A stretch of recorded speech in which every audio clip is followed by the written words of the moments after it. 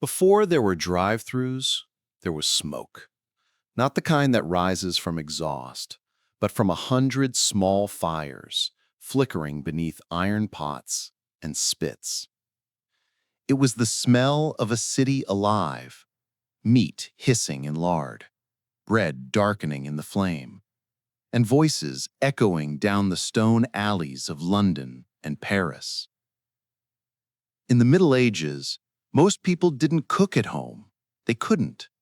Their homes were too small, too poor, too fragile for fire. A pot was a luxury, a hearth, a dream. In 1301, in the English town of Colchester, records show that only 3% of tax-paying homes had anything that could be called a kitchen. The rest, workers, widows, wanderers, went outside for warmth and for food. They followed the smoke, and there they found the cookshops, wooden stalls open to the street. Some were carts fitted with ovens. Others just lean-to sheds with soot on the walls and steam leaking from their roofs. These were the first fast food restaurants, not built for comfort, but for survival. A place where you could hand over a single coin and buy yourself a meal, hot, quick, and public. At dawn, the city came alive. The clatter of ladles, the thud of dough on a wooden board, the shouts of men announcing their wares, as if competing for breath itself. A 13th-century writer, Guillaume de Villeneuve, walked through the streets of medieval Paris and wrote the Cries of Paris, a list of voices, each one selling something hot and ready. Mashed peas with garlic, meat pies, cheese from Champagne and Brie, and sweets carried through the crowd by vendors who balanced baskets under white napkins, filled with wafers, waffles, and small pastries called rissoles. Everything you could imagine was on those streets. Fish pies, roasted birds, cups of ale. Food for the rich, food for the poor, each served by a different fire, each bound by the same hunger. Some cookshops catered to laborers, thick broth, coarse meat, bread with soot at its edge. Others served nobles and merchants, sweet pastry dusted with sugar, colored gold with saffron, spiced with cinnamon and nutmeg that had traveled thousands of miles from Asia. Saffron was the exception, grown in Spain, France, even England. Expensive, yes, but familiar enough to color dough a brilliant yellow, the color of pride. In the narrow lanes, the smell of these spices mixed with sweat and smoke and river mist. The city was a kitchen without walls, and its breath was the scent of cooking. If you stood by the River Thames around the year 1170, you might have met William Fitzstephen, a clerk of the city, who left us one of the earliest accounts of London's cookshops. He wrote of the publica cookina, the public kitchen, near the ships and wine cellars. Every day, he said, meat was roasted, fried, or boiled, fish, large and small, coarse food for the poor, fine cuts and fowl for the wealthy. If guests arrived without warning, a host could walk to the riverside and return with a meal already cooked, no waiting for servants or boiling pots. First, takeaway. Across Europe, the same pattern repeated. Cookshops in Norwich, Canterbury, Paris. Some specialized in one dish, others in a dozen. The pasty and the rissole were their best sellers, hot, portable, self-contained. You could eat one walking home, the crust serving as both plate and napkin. The savory rissoles held pork, eel, pike, bone marrow, or chestnuts mixed with eggs. The sweet ones, figs, raisins, roast apples, nuts, fried in oil, scented with spice, and sprinkled with sugar while still warm. The medieval ancestor of an apple pie. A poem from 1450, London Lickpenny, describes a poor traveler from Kent wandering into the city and being called from every side: bread and wine, beef and ale, hot pies and mead, pepper and saffron, and fruits ripe for sale. Each cry was an invitation and a reminder that hunger in the city was as much about choice as about need. For the poor, the cookshop was survival. For the rich, it was indulgence. And between them stood the cook, half craftsman, half gambler, feeding everyone, trusted by no one. The cook's life was watched as closely as his fire. Prices, portions, and ingredients were written into law. In London, around 1350, an ordinance declared, "No cook shall take more than 1 penny for putting a capon or rabbit into a pasty, on pain of imprisonment." A capon itself cost 6 pennies, the wages of 2, sometimes 3 days' work. A single pie could mean a week's pay. And still, people bought them, because a hot pie was not just food, it was proof that you'd survived another day. But food spoils quickly.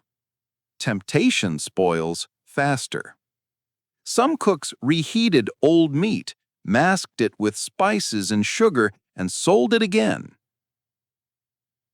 In 1351, a man named Henry Pesh accused the cook Henry de Postleway of selling rotten capon pies. The court records are brutal. The pie was putrid and stinking, an abomination to mankind. The verdict was swift. Postleway was sentenced to the pillory. To stand before the people, the spoiled pie carried before him his shame as public as his trade. The justice in the Middle Ages was always visible. If the 8 cooks called to inspect the pie had declared it fresh instead, then Pesh, the accuser, would have been sent to the pillory himself. Either way, someone suffered. In a world where food could consume 80% of a person's wages and where hunger was constant, a lie about meat was more than fraud. It was betrayal. Cooks worked close to the flame and close to danger.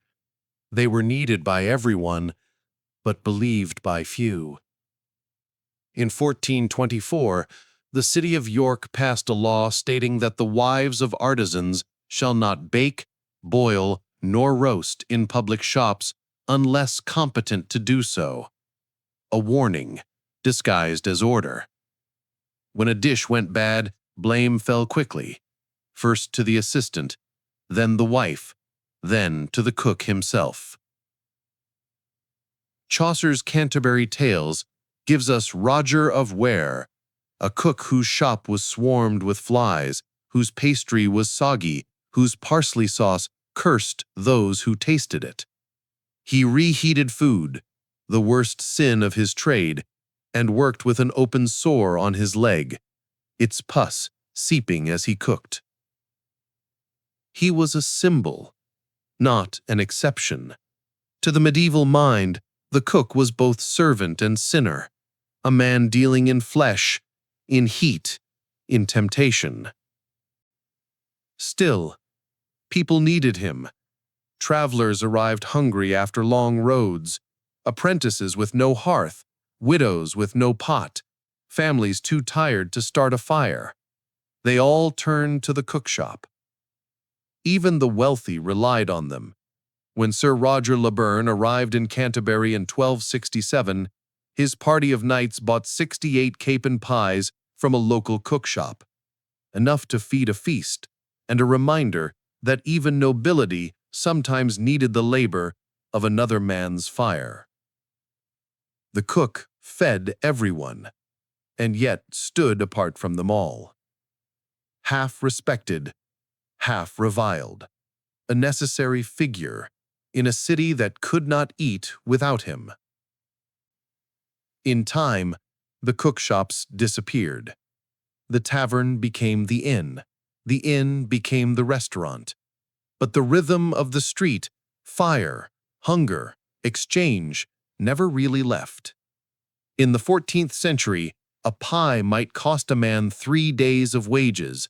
Today, it costs 3 minutes of his time. Different worlds, same hunger. To eat is to trust. To buy food from a stranger's hand is to believe for one moment that he will feed you and not harm you.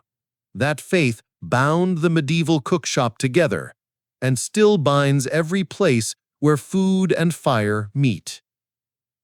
The people of those streets did not speak of convenience. They spoke of survival. A crust of bread bought with a coin, a bowl of peas eaten before the light faded, a pie shared between workers who could not afford the time or the wood to cook for themselves. The cook's reputation was stained, but his purpose was clear: to keep the city alive, one meal at a time. And maybe that's the truest meaning of fast food. Not speed, but mercy. A warm bite in a cold world. A moment of comfort traded for a coin. The historian William Fitzstephen called them public kitchens. He could not have known that they would become the ancestors of every restaurant, every stall, every midnight diner. The fires have changed. The smoke no longer fills the streets. But the idea, the need, has not.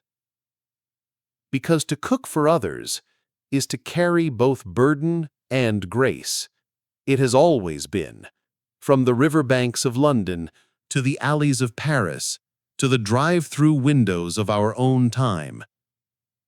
History doesn't repeat, but hunger does. And in that hunger, in that simple act of trusting another hand with your food, we are still those same people, standing by the fire, watching the smoke, waiting for the next pie to be ready.